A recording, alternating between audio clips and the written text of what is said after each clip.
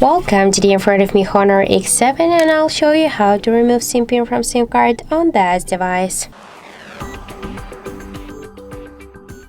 So let's first unlock our SIM card. Okay. And now we should open the settings application. Then we should scroll here to the security section. And here we should click to more settings.